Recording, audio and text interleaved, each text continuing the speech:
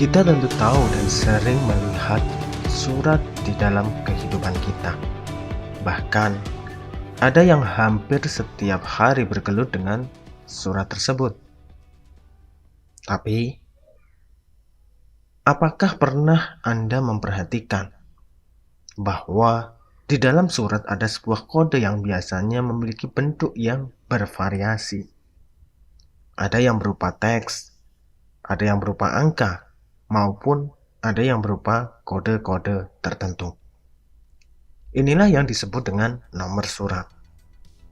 Baik surat biasa maupun surat berharga, semua sama-sama memiliki nomor. Semakin berharga dan rahasia surat tersebut, maka penomoran atau kode yang dikeluarkan akan cenderung lebih rumit atau semakin rumit dalam kita mengidentifikasinya. Mungkin kalian di sini ada yang sudah mengerti penjelasan mengenai nomor surat, dan juga tak sedikit dari kita yang belum mengerti mengenai nomor surat tersebut.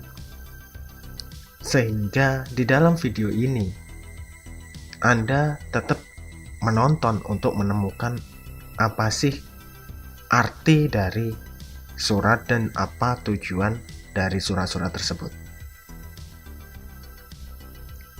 Oke, sekarang kita anggap semuanya kita belajar dari nol mengenai penomoran dalam sebuah surat. Dan kita mencoba membedah beberapa hal terkait dengan nomor surat. Yang pertama, apa tujuan surat memiliki nomor? Yang kedua, apa fungsi nomor di dalam surat? Dan juga yang ketiga, bagaimana pedoman pembuatan nomor di dalam surat menyurat. Surat atau yang sering disebut dengan korespondensi sejatinya adalah alat yang digunakan oleh penulis untuk menyampaikan informasi kepada si pembaca. Biasanya dibuat oleh perorangan pribadi, kelompok maupun lembaga. Tata naskahnya pun berbeda, yang biasanya akan disesuaikan dengan kepentingan dan format dari masing-masing bentuk surat. Akan tetapi dalam hal ini, pemerintah sudah mewadahi tata naskah yang cukup lengkap, sehingga instansi, dinas, lembaga, atau perorangan bisa meniru susunan yang resmi dan bisa dibedakan antara jenis surat yang satu dengan jenis surat yang lainnya. Kembali lagi ke penomoran surat. Sebenarnya aturan mengenai penomoran surat telah ada pada Peraturan Kepala Arsip Nasional Republik Indonesia Nomor 2 Tahun 2014 tentang pedoman tata naskah dinas.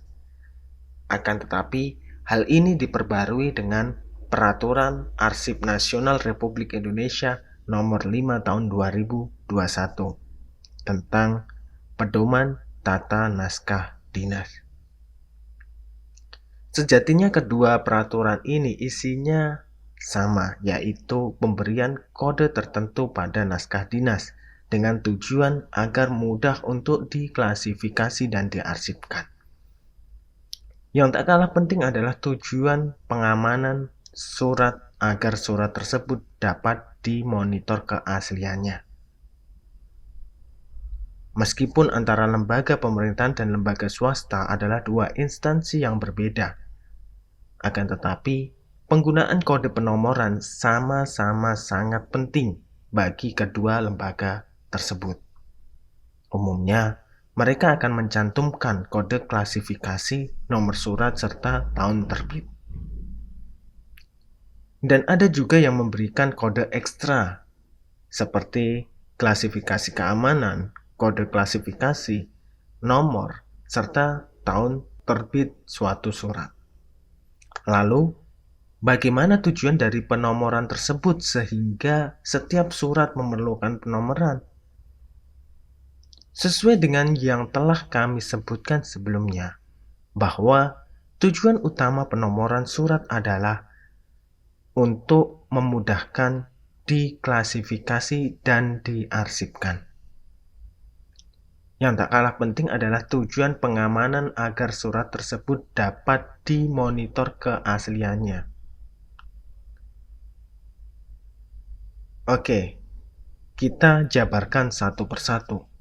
Yang pertama, memberikan kemudahan dalam penyimpanan. Kita pasti tahu bahwa setiap lembaga akan banyak mengeluarkan surat, baik untuk kepentingan internal maupun kepentingan eksternal.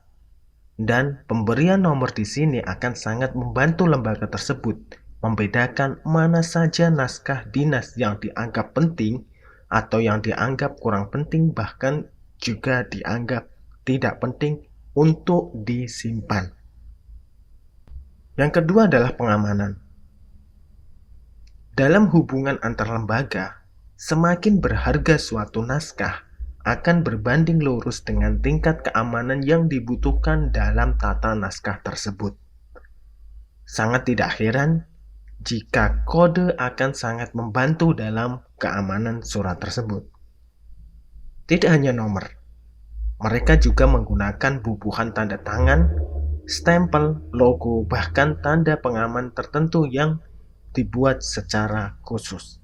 Hal ini biasanya dibuat dalam surat yang sangat berharga, misalnya ijazah, akte kelahiran, PPKB, sertifikat, surat perjanjian, dan lain sebagainya. Yang ketiga adalah temu balik. Jika nomor surat terorganisir dengan baik, tentu akan mudah ditemukan kembali ketika mereka disimpan. Misalnya, ada seorang karyawan yang melakukan perjanjian kontrak selama 2 tahun dengan perusahaan. Maka, kode atau nomor yang tertera di dalam surat perjanjian akan menjadi identifikasi surat ketika harus ditemukan kembali dalam 2 tahun kemudian, ketika harus melakukan perbaruan kontrak atau kontrak tersebut selesai. Yang keempat adalah penilaian arsip.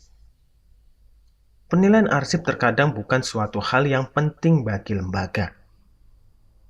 Apalagi lembaga tersebut adalah lembaga kecil atau lembaga menengah. Hal ini bagi lembaga yang menengah ke atas atau lembaga yang bersifat sibuk akan sangat-sangat penting. Hal ini disebabkan tingkat pengeluaran surat yang memiliki kecenderungan yang padat dan cepat. Kita misalkan saja ketika ada suatu perusahaan yang memiliki 10 cabang dan mengeluarkan surat 20 lembar surat atau 20 bagian surat setiap hari. Maka sudah bisa dipastikan dalam 1 bulan akan terbit kurang lebih 500-600 surat. Pertanyaannya, bagaimana jika hal ini dilakukan dalam jangka waktu 1 tahun? Berapa surat yang akan dikeluarkan?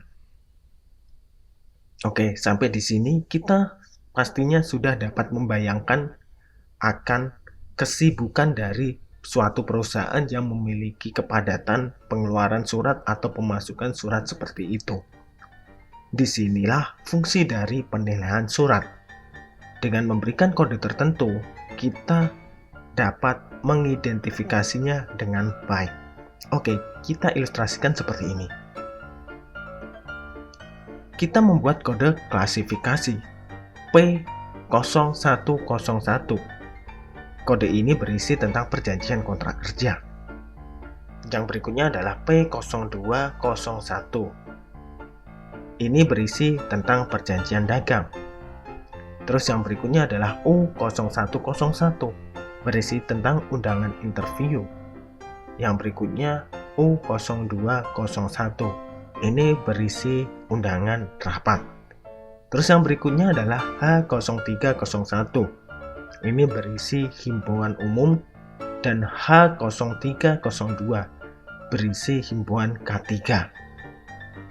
Nah, berbagai macam kode klasifikasi itu kita dapat menyimpulkan sebagai berikut. Yang P0201 adalah cakupan yang sangat penting. Terus P0101, H0302 memiliki cakupan yang cukup penting. Sedangkan H0301 memiliki cakupan penting. Dan U0101 dan U0201 memiliki cakupan yang tidak penting. Klasifikasi tersebut bisa jadi setiap lembaga atau perusahaan atau instansi memiliki sikap dan perlakuan yang sangat berbeda. Akan tetapi tujuannya hampir sama, yaitu memudahkan untuk diarsipkan. Dan ini, jika kita menemukan surat yang klasifikasinya rendah atau tidak penting, maka perusahaan bisa segera untuk memusnahkan pada akhir masa tahun berjalan. Sedangkan untuk surat yang tingkat kepentingannya di atas, misalnya adalah yang memiliki tingkat kepentingannya cukup penting, maka kita bisa memasukkan klasifikasi tersebut akan dimusnahkan setelah 5 tahun. Dan yang penting kita memasukkan misalnya dimusnahkan setelah ada pengganti surat tersebut, misalnya seperti itu. Atau yang sangat penting kita klasifikasikan tidak akan dimusnahkan sampai kapanpun.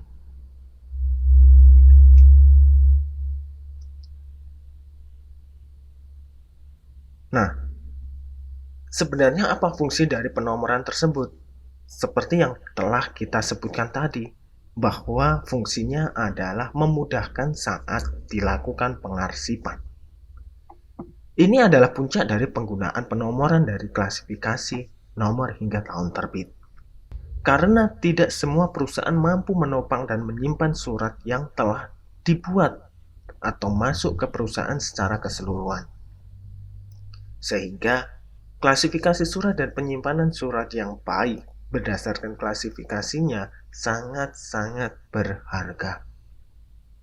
Saya rasa sampai di sini kita sudah bisa melihat dengan jelas kenapa nomor sangat penting pada surat, terutama bagi lembaga yang memiliki tingkat pengeluaran surat yang padat, bahkan tidak hanya 1 atau 2 orang yang membuat surat setiap harinya.